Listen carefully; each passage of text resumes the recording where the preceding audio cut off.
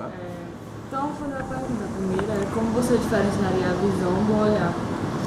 Bom, é assim, a meu ver, existe a parte orgânica e a parte espiritual ou espirituosa do olhar, da visão, né? Então eu acho o seguinte, a visão realmente é a parte física, realmente é a parte mecânica. É o olho que pega os raios luminosos e converte em imagem. Já o olhar, ele passa essa coisa mais subjetiva, passa essa coisa mais, digamos assim, empírica, que você, além de traduzir o que é código luminoso para código imagético, você percebe pelas tuas subjetividades, percebe pelas tuas experiências, percebe pelo que você viveu, pelo que você sabe, pelo que você entende, pela construção do teu próprio ser, você percebe aquelas outras questões, aqueles outros olhares. É como se, para além do físico, eu implantasse no meu olhar tudo aquilo que me ajudou a ser quem eu sou hoje. Então, dependendo da minha construção, eu posso ver a mesma coisa e olhar coisas diferentes. Eu posso ter tido uma criação ou uma experiência semelhante a uma outra pessoa, como no caso do meu irmão, que é gêmeo comigo, e nós dois podemos ver coisas diferentes, olhar coisas diferentes, vendo a mesma coisa, né? Então, é como se para a visão necessitasse apenas do olho e para o olhar necessitasse algo mais do que o próprio organismo, necessitasse a subjetividade, a sua construção. Você implementasse aquilo ao longo das suas experiências. Mesmo porque depois de uma certa experiência eu posso ver a mesma coisa e olhar completamente diferente do que eu já tinha olhado antes.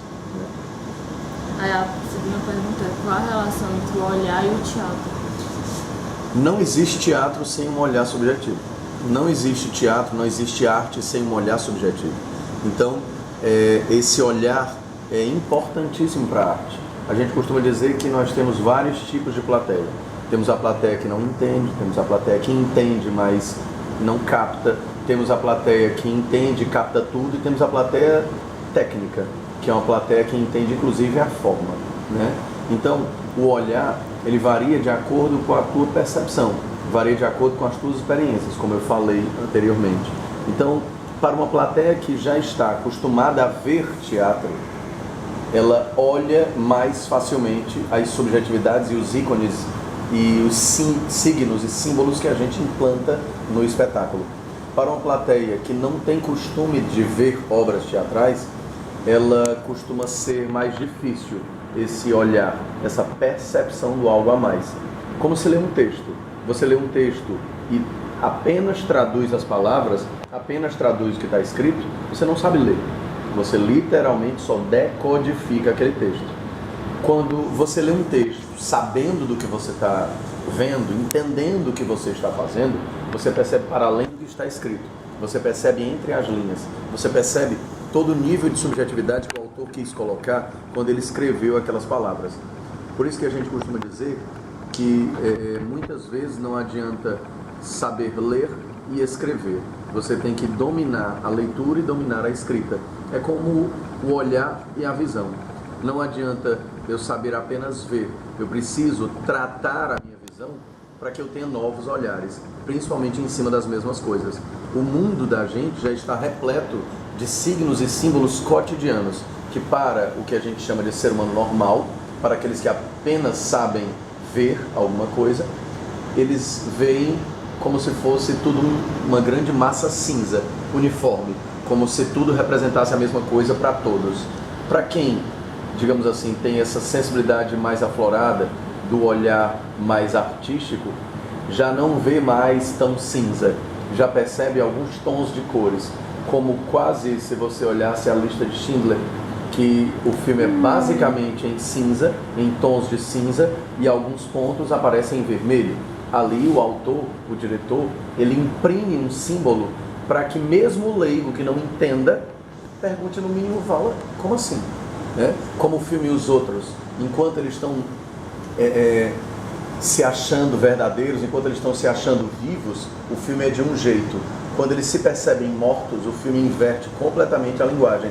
E eles se percebem mortos pela fechadura da porta que está em dourado e que até então eles não tinham visto. né?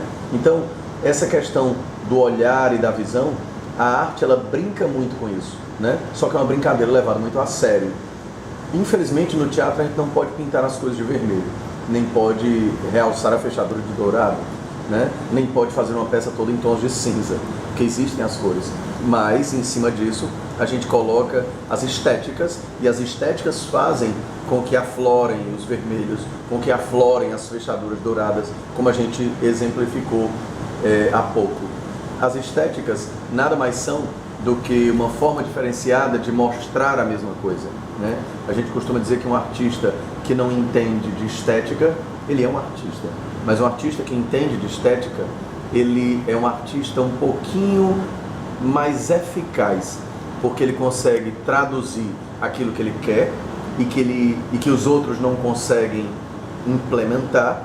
Ele consegue traduzir isso no palco, com poucos elementos, né? Traduzindo em rápidas palavras, em uma estética teatral realista, eu preciso realmente dar um murro em cena para dizer que esse murro aconteceu. Sabendo e entendendo de estética e querendo realçar o contra, eu posso muito bem usar o expressionista para, não dando o murro acontecer em cena e o espectador captar. Para o espectador, claro, que já tem experiência de teatro. Para aquele que não tem experiência de teatro, vai ser quase como uma catequese. Ele vai olhar, de princípio ele não entende, debatendo com outros ele percebe, e em outro momento ele finalmente vai entender, né? Então o olhar para o teatro é literalmente só tudo, assim como para o cinema, só que no cinema ele tem mais recursos. Aí a terceira é para você estabelecer uma relação entre o olhar do espectador e a obra. Não existe obra de arte, não existe arte que morra em quem faz. Só existe arte quando ela é feita para alguém. Para o próprio teatro existe uma tríade: ator, que é o ser que faz, que representa, que interpreta alguma outra vida; o personagem, que é o ser a ser representado; e a plateia. Para um cara que vive de teatro, o não ter plateia é quase como um suicídio. Você trabalha e não mostra para ninguém, você trabalha e morre em si mesmo. Para um artista plástico, para um pintor, para um escultor, você não ter plateia, você não ter o outro olhar, o outro que olha, o outro que testemunha aquele fazer, é você não fazer nada. Porque literalmente eu posso passar a vida inteira pintando, a vida inteira esculpindo, a vida inteira criando a minha arte. Se eu não mostrar para ninguém, ela não é nem arte. Ela está apenas como esboço, né? Para a arte é necessário ter o outro. Para a arte é necessário o olhar de quem está de fora. É necessário o olhar de uma segunda pessoa, pelo menos, diferente do olhar de quem vê. E o olhar para o espectador é tão assim, que é tão profundo, é tão diferenciado, que se você for parar para pensar, mesmo aquele que não entende aquilo que você queria passar na sua obra de arte, na sua pintura, na sua escultura, na sua peça de teatro, aquele entendimento dele, mesmo que seja completamente diferente do que você quis fazer, do que você quis passar como autor, é um entendimento correto. Não existe verdade artística. A verdade está no olho de quem vê. Quando você faz a sua obra de arte, você quer dizer alguma coisa, mas o espectador pode nem entender como você pensou. Pode entender completamente diferente, ou pode nem entender. Esse nem entender ou entender completamente diferente, ou até mesmo se afinar no teu entendimento, é uma forma de olhar. Ele vê, todos veem a mesma coisa, mas olham coisas diferentes. O próprio artista vê a sua obra e olha como completamente diferente do espectador, né? Então, essas diferenças de olhar não definem, não determinam quem está certo ou quem está errado. Apenas determinam as experiências de uns e as experiências de outros, né? De acordo com as suas experiências, você olha algo mais, você tem algo mais. É como se a gente nascesse sem travas, e à medida em que a gente fosse vivendo, à medida em que a gente fosse experimentando, as travas fossem sendo colocadas. E de acordo com o que você vai estudando, de acordo com o que você vai vivendo, de acordo com o que você vai experimentando, você vai tendo a oportunidade de tirar essas travas do teu olho, né? Eu costumo dizer essas frasezinhas que eu uso para mim, e tem uma que eu acho muito pertinente. O ser humano nasce para o infinito das suas possibilidades. A escola, aliás, a família, a escola e a sociedade que o corrompem. A gente nasce para o infinito das possibilidades de tudo. De ser o médico que a gente sempre quis ser, de ser o artista, de ser o astronauta, de ser o astrônomo, de ser o enfermeiro, de ser o arquiteto que a gente sempre sonhou.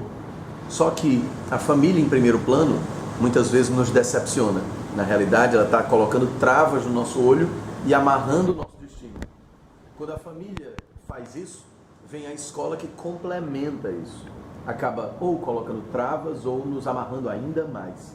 E por fim, mesmo a família tendo nos travado, nos amarrado, a escola tendo nos travado, nos amarrado, ainda tem a sociedade, né? A sociedade que nos amarra e que também nos trava para evitar ou para nos inibir ou para nos indispor com o nosso futuro, né? Então eu acho que o estudo, o academicismo, a teoria, o treinar, o viver, o experimentar, o mediar, o meditar, ele faz com que você transcenda tudo aquilo que te amarraram, tudo aquilo que te prenderam, né? Costumam-se dizer que a prática é diferente da teoria. Sim, a prática é diferente da teoria, né? A teoria, quando você domina, você vai além.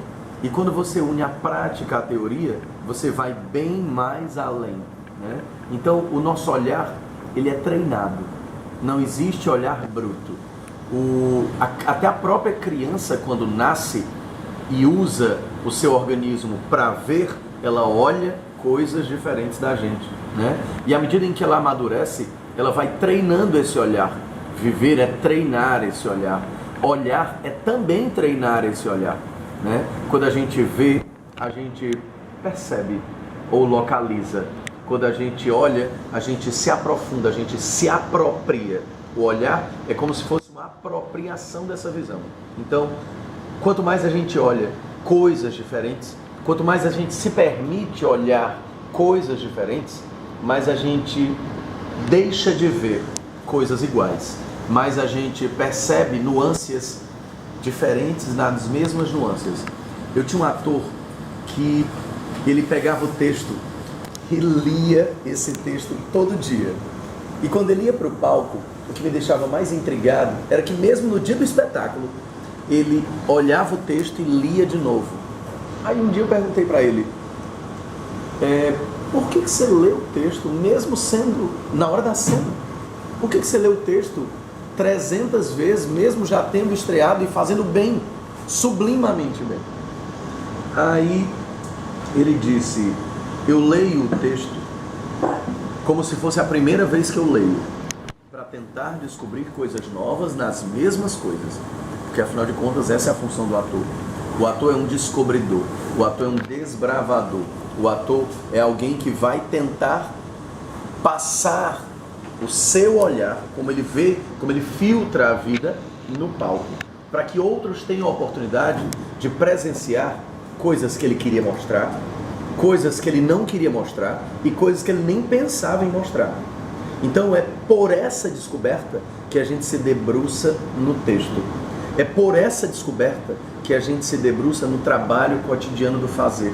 É por essa descoberta que a gente treina, que a gente estuda, que a gente percebe, para que o espectador saia preenchido de coisas que ele nem esperava encontrar. Então, acho que é isso.